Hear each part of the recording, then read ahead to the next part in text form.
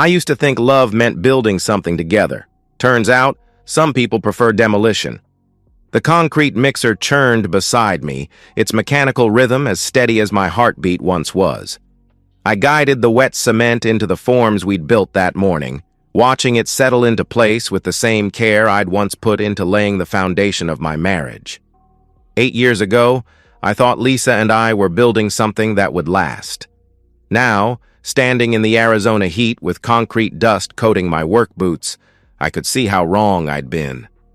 It started downtown at Murphy's Pub during that ridiculous bar crawl her marketing firm organized. I was there with my crew, still wearing my Carhartt jacket with Precision Construction embroidered on the chest. Lisa walked in wearing a black dress that probably cost more than I made in a week, her auburn hair catching the bar lights like copper wire.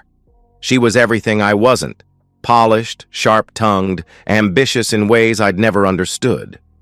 When she laughed at something her coworker said, the sound cut through the crowd noise like a circular saw through pine. I should have known then that we spoke different languages. "You're not from around here," she said when I offered to buy her a drink, eyeing my calloused hands wrapped around a beer bottle. "Born and raised in Phoenix," I replied. "You?" "Chicago. Moved here for work." She studied me like I was a blueprint she couldn't quite read. "Construction? Residential and commercial. You? Corporate strategy." The way she said it made it sound like she was speaking a foreign language I'd never learn. But that night, our differences felt like puzzle pieces clicking together. Her quick wit played against my steady presence.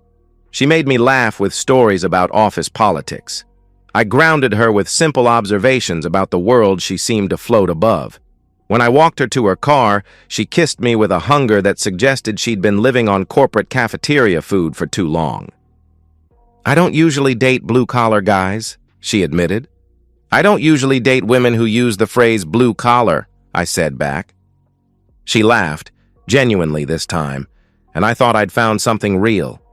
The early months were good. Lisa would show up at my job sites wearing designer heels that sank into the mud, bringing me lunch in containers that looked like they belonged in a museum. My crew loved her, especially when she'd bring enough sandwiches for everyone. She'd ask intelligent questions about what we were building, seemed genuinely interested in how I could look at empty lots and see finished homes. "You create things," she said once, watching me frame a doorway.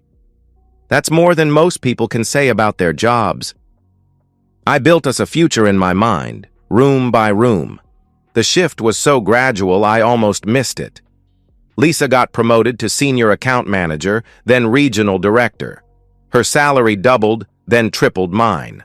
She started coming home later, talking about networking events and client dinners, in the same tone she might use to discuss quarterly reports. The little rituals that had bound us together began to fray. She stopped coming to my job sites. Then she stopped asking about them. The first time I noticed her washing her hands immediately after I touched them, I told myself she was just tired. When she forgot to mention the company Christmas party until the day after it happened, I convinced myself she thought I'd be bored. When her laughter at my stories became mechanical, forced, I blamed myself for not being more entertaining. But I couldn't ignore the dinner parties. "This is Mark," she'd say to her new corporate friends, her voice taking on that particular tone people use when they're explaining something embarrassing. "He's in construction." Not, "He builds homes for families," or "He's incredibly skilled at what he does." Just, "He's in construction," followed by a dismissive wave and a quick subject change to quarterly projections or market demographics. The correction came at a barbecue hosted by her director. I was telling a story about a foundation we'd poured in difficult terrain, proud of the problem-solving it had required. "You mean you laid the foundation?" Lisa interrupted, her voice sharp enough to cut glass. "Not poured." The group went quiet. I looked at her face, flushed with what I now recognize as shame. "Actually, we call it pouring when—" I started. "Mark's still learning proper terminology," she said with a laugh that sounded like breaking glass. You know how it is when you spend all day swinging a hammer? The words hit me like a sledgehammer to the chest, not because they were mean, but because of how easily they came out of her mouth, like she'd been thinking them for months, just waiting for the right audience.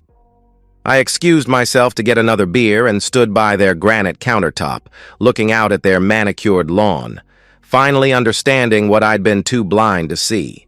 Lisa wasn't just taking me for granted. She was ashamed of me, ashamed of what I did, how I talked, who I was when her coworkers weren't around to witness her charity work in dating down.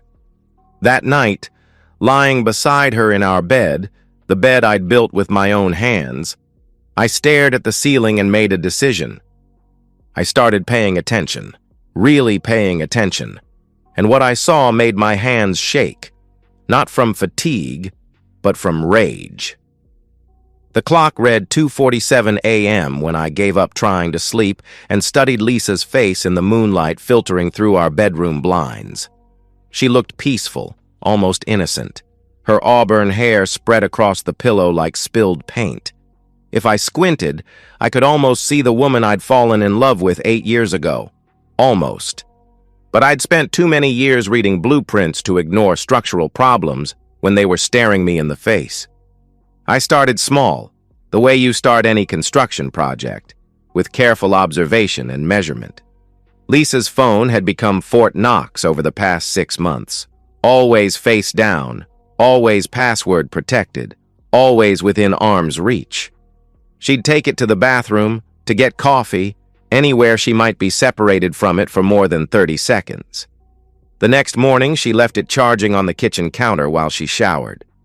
I stood there for 5 minutes, listening to the water run, knowing I was about to cross a line I couldn't uncross. But marriages, like foundations, either stand on truth or they crumble. The phone was locked, but I could see the notification previews, text messages from Richard at 11:30 p.m. on a Monday night. Can't wait for tomorrow's meeting. Another one at midnight. Room 412. Room numbers aren't typically part of office meetings. I memorized her phone placement exactly and went to work, but my mind stayed home, cataloging details I'd been trained to notice but had chosen to ignore. The mileage on her Honda was off. She claimed her new office was 12 miles away, but she'd been putting on 25 to 30 miles a day for the past month. New lingerie appeared in her drawer, tags removed, worn once and hidden behind her old cotton briefs. She'd developed a sudden interest in regional conferences and weekend team-building retreats that never appeared on her calendar in previous years. At lunch, I called my buddy Danny Torres, a former Phoenix PD detective who'd started his own private investigation firm after retiring. Danny and I had served together in the Marines before he went into law enforcement and I went into construction. If anyone could help me separate paranoia from reality, it was him. Mark, Jesus, it's been what, 2 years? Danny's voice carried the same authority it had when he was wearing a badge. What's going on? I need your professional opinion on something, I said, sitting in my truck outside a McDonald's, watching families eat happy meals while my own family disintegrated. Hypothetically speaking, if a guy suspected his wife was cheating, what would you look for? Hypothetically? Danny's tone shifted to business. Behavioral changes, unexplained absences, financial irregularities, phone security, new grooming habits, change in intimacy patterns. He paused. How hypothetical are we talking here? Not very. Shit, Mark. I'm sorry. You want to talk about it? I told him everything. The late nights, the phone guarding, the mileage discrepancies, the way Lisa looked at me like I was a problem she needed to solve instead of a husband she'd chosen to love. Danny listened without interrupting, the way cops do when they're building a case. Could all be innocent? He said finally. Could also be exactly what you think it is.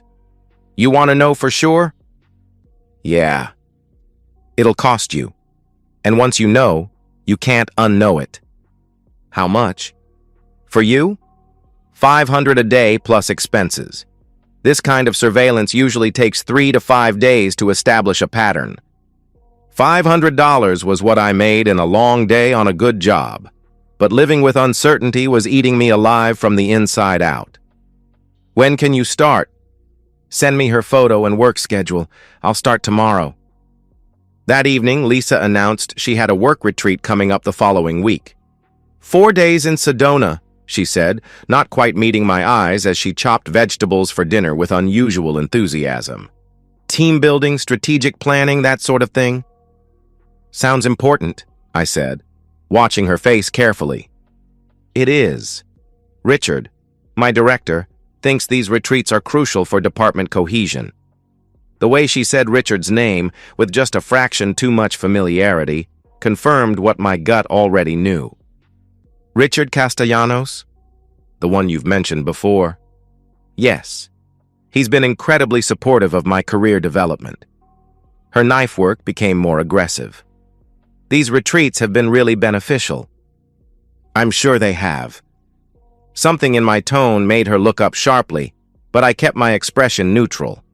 In construction, you learn to keep your poker face when you discover termite damage or foundation cracks. Panic doesn't fix problems. Careful planning does. Later that night, I found Lisa packing for her retreat with the kind of careful attention she used to reserve for our anniversary dinners. New outfits, expensive toiletries, that black lingerie I'd seen hidden in her drawer. She hummed while she packed, actually hummed, and the sound made my chest tight with a mixture of rage and heartbreak. "I'll miss you," she said, kissing me goodbye at the door Thursday morning. Her lips were soft, her perfume expensive, her relief at leaving almost palpable. She was escaping to someone else, and she couldn't hide her excitement.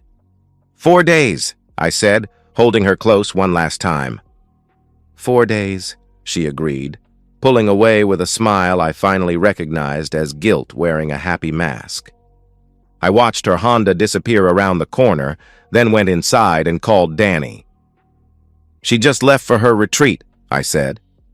"I'm already in position," Danny replied. 4 days, Mark. In 4 days, you'll either be the fool who wasted money on paranoia or the fool who married a stranger. I knew which one I was going to be. The only question was what I'd do about it. Danny's envelope arrived on Monday morning like a demolition order, thick and heavy in my hands as I sat in my truck outside the post office. I'd spent the weekend in a strange state of suspended animation, going through the motions of normal life while waiting for confirmation of what I already knew in my bones. My hands shook as I tore open the envelope. The first photograph hit me like a sledgehammer to the solar plexus. Lisa and Richard Castellanos wrapped around each other in what looked like a hotel pool, her head thrown back in laughter I hadn't seen in years. She wore a red bikini I'd never seen before, and Richard's hands rested possessively on her waist. But it wasn't the physical intimacy that destroyed me. It was the joy on her face.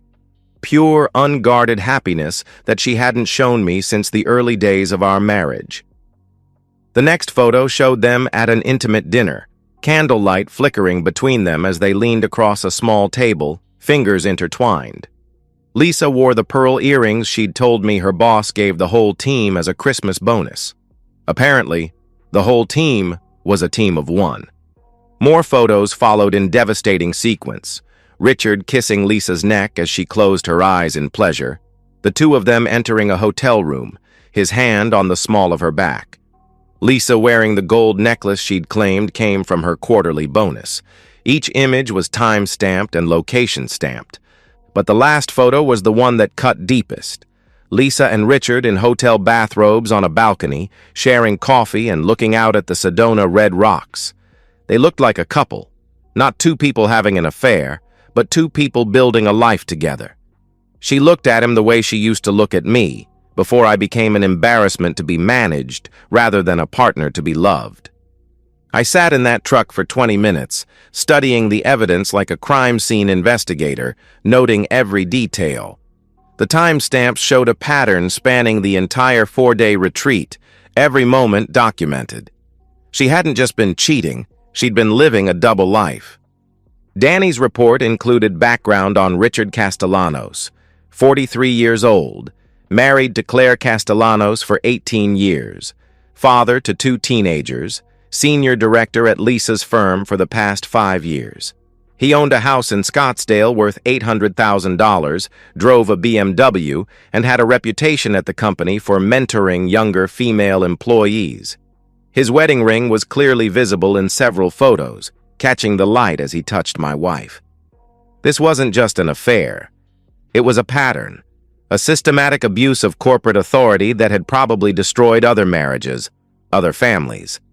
Lisa might be my wife, but she wasn't Richard's first victim. The power dynamic made it even more nauseating. He was her boss, controlling her career advancement, using his position to manipulate and seduce. I researched Claire Castellanos online, finding her Facebook page filled with family photos, charity work, and proud posts about her job as a pediatric nurse. She looked kind, genuine, completely unaware that her husband was a predator who collected wives like trophies. Their kids, a 16-year-old boy and 14-year-old girl, smiled in family vacation photos, completely ignorant of the bomb ticking away in their father's secret life. I held their lives in my hands now.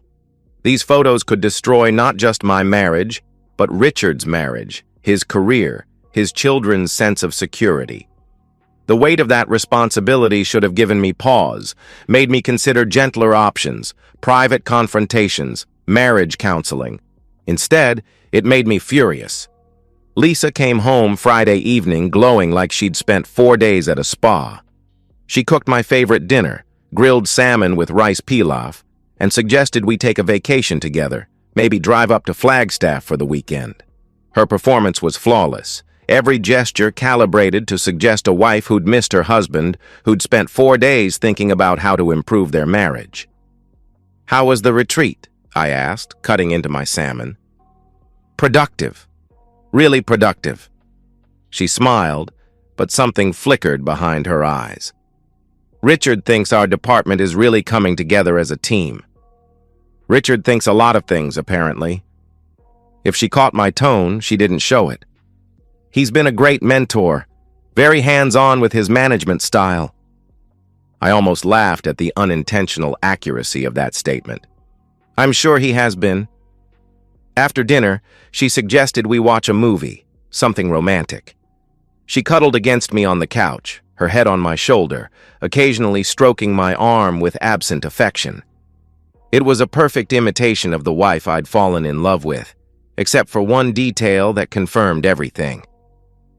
"I love you, babe," she whispered during the movie credits, using the pet name she'd called me for 8 years. But I'd heard her use a different name in Danny's surveillance recordings. "Honey," whispered to Richard during their candlelit dinner, breathed against his neck during their poolside embraces. "I love you too," I said, kissing the top of her head while the photos burned in my jacket pocket like radioactive waste. That night, lying beside her as she slept peacefully, probably dreaming of her next business trip with Richard, I made my decision. I wouldn't confront her privately. I wouldn't give her the chance to spin lies, beg forgiveness, or promise to change. She'd had months to come clean, to show even a shred of guilt or remorse. Instead, she'd looked me in the eye every single day and lied. She wanted to play games with appearances and respectability, corporate hierarchies, and professional networks. She'd made our marriage into a performance for her convenience. Fine. I'd give her a performance she'd never forget. The black gift box cost me $47 at a boutique downtown, the kind of place Lisa shopped when she wanted to impress her corporate friends. Elegant, sophisticated, with a magnetic closure that whispered expensive when it snapped shut. I selected burgundy ribbon that matched the color of the wine Richard had ordered during their dinner at the Phoenician, a detail from Danny's surveillance that felt perfectly appropriate. I spent Monday evening arranging the photographs inside the box with the same methodical care I used to organize blueprints. Each image told part of the story, chronologically arranged so the recipient would experience the full narrative arc of deception.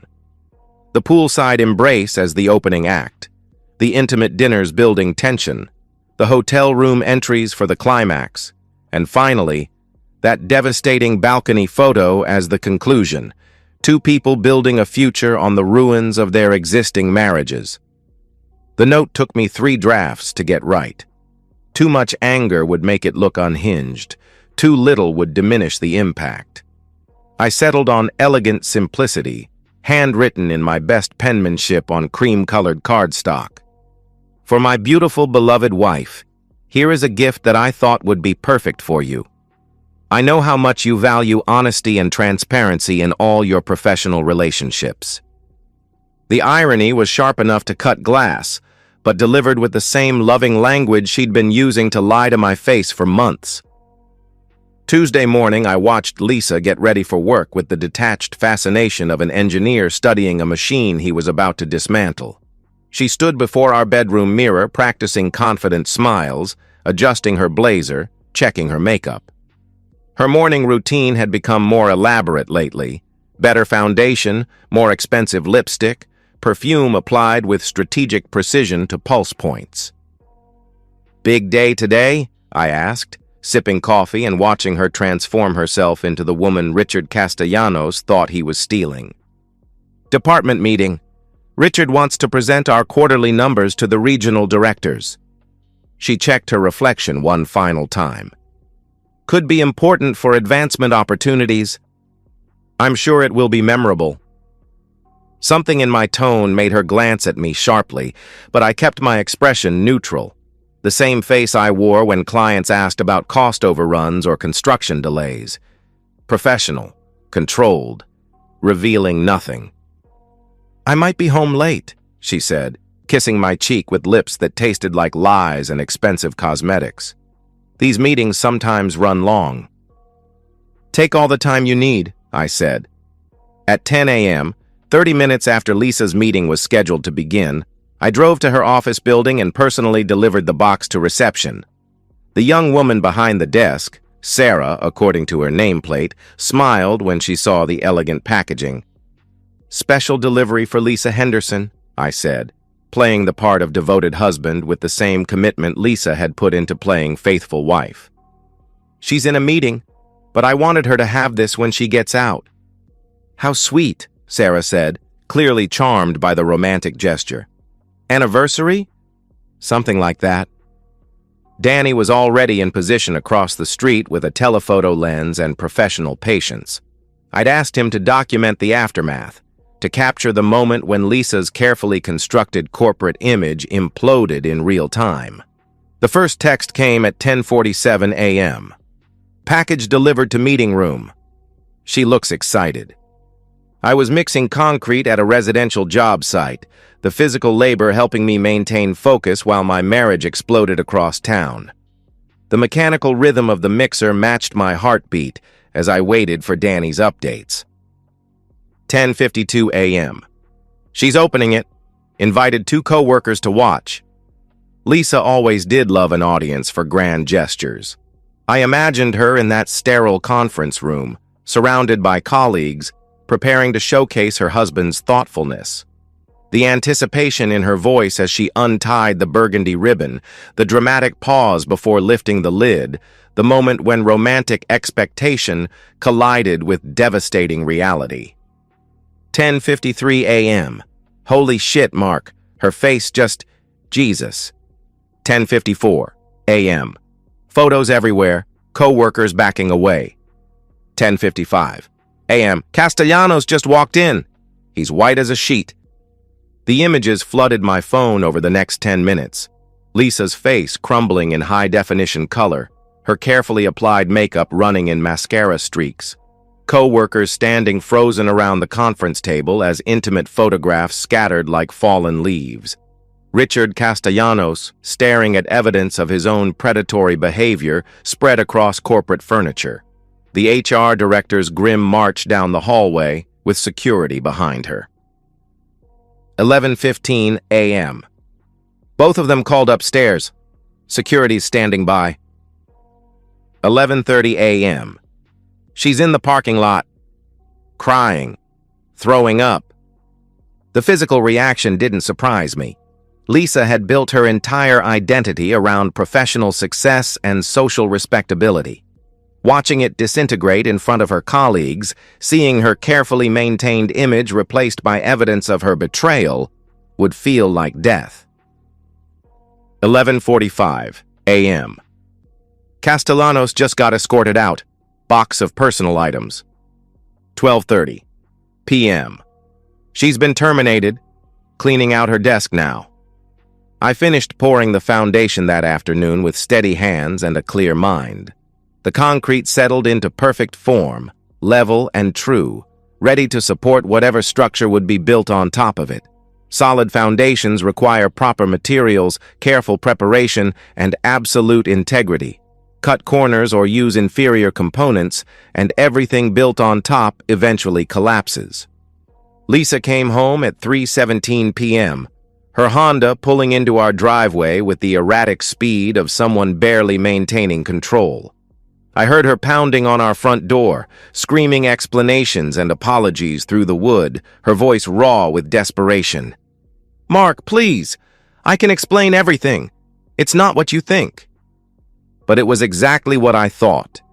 Worse, actually, because the surveillance had revealed not just an affair, but a systematic deception that had poisoned every interaction between us for months. I slid the divorce papers under the door. Papers I'd prepared the day before after studying Danny's photos, knowing that some structural damage can't be repaired, only demolished and rebuilt from scratch. "Mark!" Her fist hammered against the door. "Don't do this!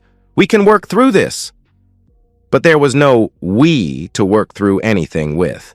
She'd made that decision months ago when she chose to build a secret life with her boss instead of fixing the problems in our marriage. The pounding stopped around sunset. Through the window, I watched her Honda disappear around the corner one final time, carrying away the woman I'd loved and the stranger she'd become. I built us a life. She chose to tear it down.